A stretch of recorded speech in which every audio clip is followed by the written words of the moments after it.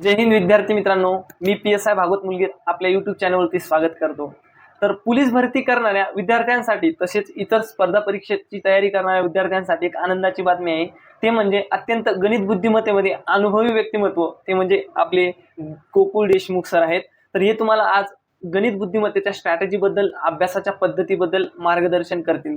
तर सर, तुमचं स्वागत आहे आपल्या चॅनलवरती। तर सर, एकंदरीत तुमच्याबद्दल थोडक्यात माहिती सांगा। म्हणजे एकंदरीत तुम्ही PSI पदापर्यंत आला तर त्याच्याबद्दल 1-2 मिनिटांमध्ये थोडक्यात ओळख करून द्या तुमची। नमस्कार सर, पहिल्यांदा तुमचं धन्यवाद। तुम्ही तुमच्या चॅनलवर मला बोलण्याची संधी दिली त्याबद्दल तुमचं खूप खूप धन्यवाद। माझं नाव PSI गोकुळ मधुकर देशमुख।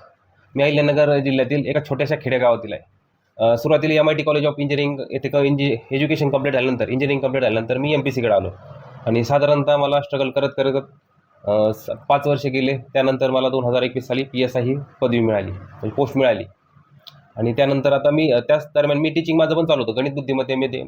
मी सरळ सेवा आणि MPSCच्या विद्यार्थ्यांना शिकवायचो, तेच पुढं कंटिन्यू केलं। शिकवत अभ्यास करत असं करत करत आता इथपर्यंत आलेलो आहे। आणि सध्याला आता नाशिक येथे ट्रेनिंग घेत आहे। ट्रेनिंग 9 महिन्याचं तुमचं आमचं सोबतच आता कंप्लीट होत आलेलं आहे। Okay sir. तर सर, एकंदरीत राज्यसेवा क्लास 1 साठी पोस्टसाठी जी एक्झाम होते, त्याच्यानंतर कंबाईनची एक्झाम होते ग्रुप बी, ग्रुप सी साठी, आणि इतर सरळ सेवा व पोलीस भरती। एकंदरीत पॅटर्न मध्ये काय फरक असतो नेमका प्रश्नांमध्ये गणित बुद्धिमत्तेच्या? ओके, आता जर राज्यसेवेचं जर घेतलं त्यामध्ये फक्त CSAT असतं, त्यामध्ये कॉन्फरन्स सेव्ह असतं, म्हणजे काय पॅसेज असतात, त्याची उत्तर असतात। नंतर परत जर घेतलं तर 25 मार्काचं गणित बुद्धिमत्ता असतं, त्याचं एकदम डिफिकल्ट लेवलचं असतं, कारण की एक प्रश्न 2.5 मार्काला असतो। थोडंच जर खाली घेतला आपण गट ब गट जर घेतलं तर 20 मार्काचं येतात त्याला क्वेश्चन गणित बुद्धिमत्तेचे, आणि ते मीडियम लेवलचं असतात, बऱ्यापैकी हार्ड टू मीडियम असतात। आणि जर सरळ सेवा घेतली आपण त्याचं एकदम म्हणजे स्ट्रक्चर बदलतं, कारण की जर आपण जर सरळ सेवा घेतला तर 25 मार्क हे गणित बुद्धिमत्तेला असतात सरळ सेवाच्या। आणि जर पोलीस भरतीचा आपण जर विचार केला स्पेशली, तर 25 मार्क गणिताचे आणि 25 मार्क बुद्धिमत्तेचे हा पॅटर्न ठरलेला आहे। आणि त्यात पण 25 मार्क समजा मराठी आणि 25 मार्काची असा 100 मार्काचा पोलीस भरतीचा पेपर होत असतो। त्यामुळे गणित बुद्धिमत्ते जर वेटेज धरलं तर डायरेक्ट 50 मार्क, म्हणजे 50% मार्क हे फक्त गणित बुद्धिमत्तेवर डिपेंड आहेत। आणि तिथे 1-1 मार्काची कॉम्पिटिशन आहे, कारण की आता जर आपण मार्क्सचा रिझल्ट पाहिला तर 1-1 मार्काने वेटिंगवर असणारे पोरं ते तर होत नाहीत। मग त्यामुळे 1-1 मार्क महत्त्वाचा आहे। आणि जर आपल्याला लीड घ्यायचं असेल तर गणित बुद्धिमत्तेला घेऊन आपण रेषेच्या पुढे जाऊ शकतो। म्हणजे एकंदरीत गणित बुद्धिमत्तेला पोलीस भरतीमध्ये वेटेज चांगला आहे। हा, भरपूर तर चांगला। आता बघा, बऱ्याच ग्रामीण भागामधील विद्यार्थ्यांचा प्रॉब्लेम काय असतो की आता इंग्रजीचा तर प्रश्न असतो, पण पोलीस भरतीमध्ये तो विषय नसल्यामुळे त्याचं थोडं बाजूला ठेवतो आपण। पण गणित बुद्धिमत्तेच्या बाबतीत खरंच ग्रामीण भागातील विद्यार्थ्यांना प्रॉब्लेम असतो। बऱ्याच वेळेस जे काही शालेय शिक्षण असतं त्या दरम्यान त्यांना बऱ्याच वेळेस शिक्षक जरी चांगले असते त्यांचं दुर्लक्ष होतं, कधी कधी क्वालिटी शिक्षण मिळत नाही त्यांना गणित बुद्धिमत्तेचं। तर अशा विद्यार्थ्यांच्या मनामध्ये एक न्यूनगंड असतो की यार, मला गणित बुद्धिमत्ता जमत नाहीये, खास करून गणित जमत नाहीये। तर त्यांना तुम्ही काय सांगाल की जेणेकरून त्यांचा न्यूनगंड दूर होईल आणि त्यांना कॉन्फिडन्स येऊन ते परीक्षेला जास्ती चांगल्या प्रकारे फेस करू शकतील? आता पहिल्यांदी गोष्ट की न्यूनगंड तसा बाळगायचा काही विषयच नाही, कारण की मी पण ग्रामीण भागात आलेलो आहे। मी पण 10वी पर्यंत मला काही क्लास वगैरे नव्हते गणित बुद्धिमत्तेचे, किंवा कोणतेच क्लास नव्हते। पण असं नाही की तुम्ही जर ग्रामीण भागात किंवा शहरी भागात आहे तुम्हाला थोडासा प्रॉब्लेम होऊ शकतो। प्रॉब्लेम आपल्या बेसिकमध्ये असतो। आपण जर गणित आणि बुद्धिमत्ते जर घेतलं स्पेशल गणिताचं, तर त्याचं बेसिक आहे ते एकदम तुमचं परफेक्ट पाहिजे। म्हणजे पाढे, वर्ग, घन हे तुमच्या पाठ पाहिजे। पहिल्याच्या बेसिक क्रिया, बेरीज, वजाबाकी, गुणाकार, भागाकार, नंतर अपूर्णांक टॉपिकमध्ये कसं दशांश अपूर्णांक, व्यवहार्य अपूर्णांक हे तुमच्या ज्या कन्सेप्ट आहेत, परत तिरकस गुणाकार कसा करायचा, हे परत संख्याचे प्रकार, कसोट्या, हे जे बेसिक टॉपिक आहे हे जर तुमचे जर परफेक्ट राहिले तर तुमचा हळूहळू बेस स्ट्रॉंग होतो आणि तुमचं वर चढत जातं। जर तुम्ही डायरेक्ट जर मेन टॉपिकला जर हात घातला, समजा अवघड टॉपिक आहेत, शेकडेवारी आहेत, व्याज आहे, सरळ व्याज, चक्रवाढ व्याज किंवा भूमिती आहे, अशा जर टॉपिकला तुम्ही डायरेक्ट जर हात घातला तर तुम्हाला ते डिफिकल्ट जाणार आहे। मग तुमचा तेवढा पाहिजे तेवढा स्कोर येणार नाही। म्हणजे एकदम बेसिकपासून गेलं तर ऑटोमॅटिक तुमचा स्कोर वाढतो। आणि गणित आणि बुद्धिमत्ते असं आहे मित्रांनो की तुम्हाला त्याला वेळ द्यावा लागतो, की असं नाही की तुम्ही आलेले की थोडासा अभ्यास केला झालं, तुम्हाला जर थोडासा त्याला 4-5 महिने वेळ द्यावा लागतो, त्याला समर्पित व्हावं लागतं।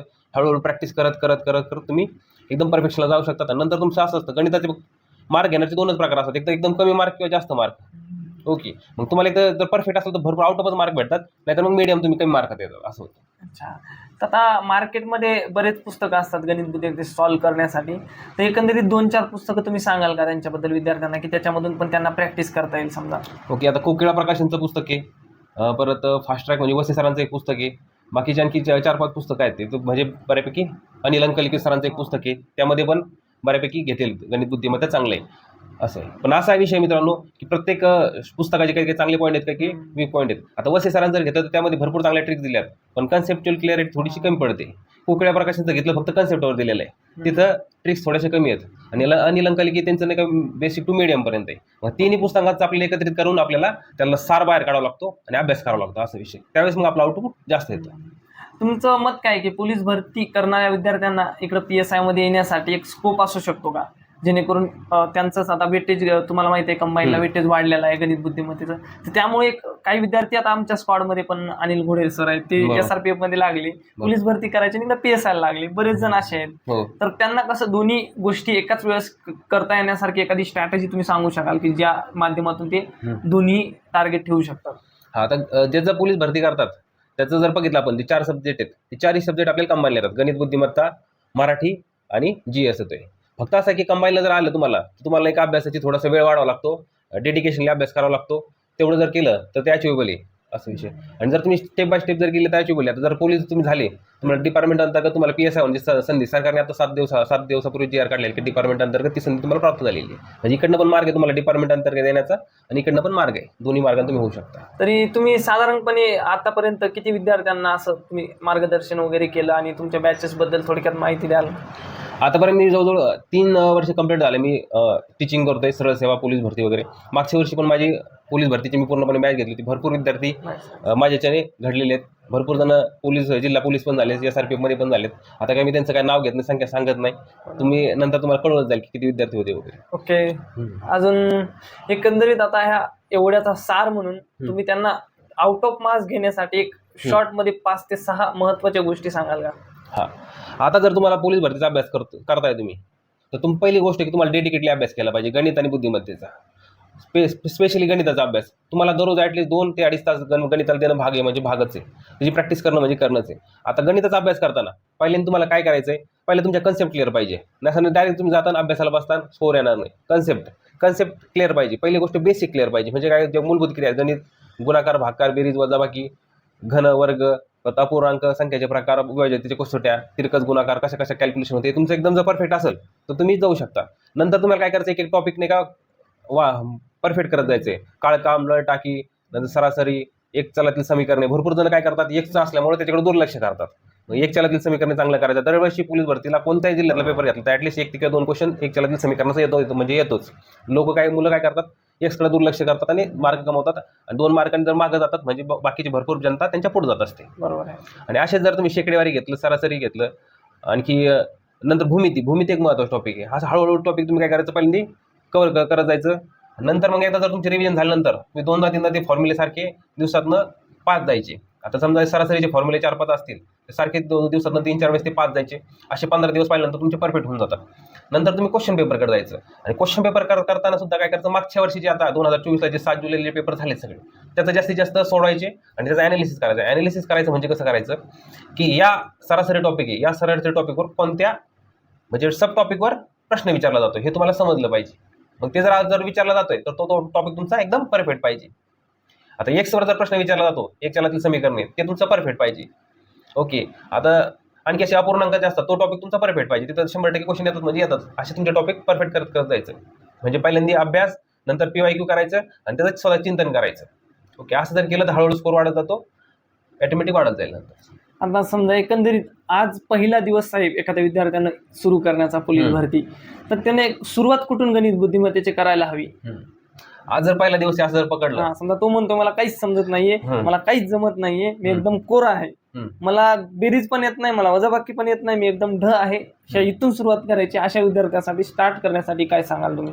आता जर पहिलं तसं एकदम पुस्तक एखादं घ्यायचं, वसे सरांचं, कोकिळा प्रकाशांचं किंवा अनिल अंकली सरांचं घ्यायचं. पहिले गुणाकार, भागाकार हे त्या पुस्तकातनं पाहायचं, किंवा जे पाढे असतील ते पहिले पाठ करायचे, वर्ग पाठ करायचे, घन पाठ करायचे, सगळं पाठ करायचं. एकदा कसं पाठांतर थोडंसं करावंच लागतंय. त्यानंतर त्या बेरीज वजाबाकी कशा पद्धतीनं ते पाहायचं.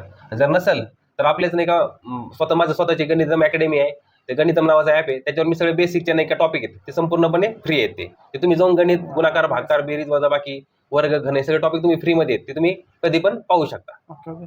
मग ते उपलब्ध कसं होईल? ऍपची लिंक वगैरे काही टाकताल का? मला लिंक टाकून द्या, मी बायोमध्ये आपल्या ह्याच्यामध्ये टाकून देतो, कमेंटमध्ये आणि डिस्क्रिप्शन बॉक्स. तसंच आपला भावी अधिकारी इंस्टाचा जो ग्रुप आहे ओके. आणि टेलिग्रामचं चॅनल आहे, तर त्या सर्व ठिकाणी मी टाकेल. तर तुमचा मोबाईल नंबर पण विद्यार्थ्यांना सांगा, जेणेकरून ते तुम्हाला व्हॉट्सअपवर मेसेज करतील आणि तुम्ही त्यांचे डाऊट्स वगैरे विचारतील. Okay sir. आणि बॅचची लिंक सर तुम्ही त्या विद्यार्थ्यांना टाकून द्या, आपल्या विद्यार्थ्यांना. बरं चालेल, मी माझी बॅचची जी लिंक आहे म्हणजे ऍपची जी लिंक आहे ते तुमच्या अकाउंटला चालतंय. पाठवतो. तुमचा आणि मोबाईल नंबर? माझा मोबाईल नंबर आहे 9922111236. हा माझा मोबाईल नंबर आहे. काही जर अडचण आहे त्याला व्हॉट्सअप मेसेज करायचं. ओके ओके सर, धन्यवाद सर. जाता जाता विद्यार्थ्यांना 4 शब्द सांगा की जेणेकरून त्यांना थोडं मोटिवेशनलही वाटेल आणि पॉझिटिव्हिटी येईल त्यांच्यामध्ये. हा बघा, जगामध्ये अशक्य नावाचं काहीच नाही. फक्त तुम्हाला एकच गोष्ट करायची, फक्त मेहनत मेहनत मेहनत. एकच गोष्ट, फक्त मेहनत घ्यायची. ती मग तुम्हाला ग्राउंडवर पण घ्यायची आणि अभ्यासामध्ये पण घ्यायची. अभ्यासामध्ये मेहनत घ्यायला आम्ही तुमच्या सोबत आहे, त्यामुळे काळजी करू नका. ह्यावेळेस तुमच्या अंगावर खाकी असणार म्हणजे असणारच. आम्ही दोघं पण सध्याला खाकीमध्ये आहेत आणि आम्ही अशी अपेक्षा करतो की येणारा काळ तुम्ही पण आमच्या सोबत खांद्याला खांद्या लावून आपण देशासाठी काम करूया. ओके सर, जय हिंद, जय महाराष्ट्र सर्वांना.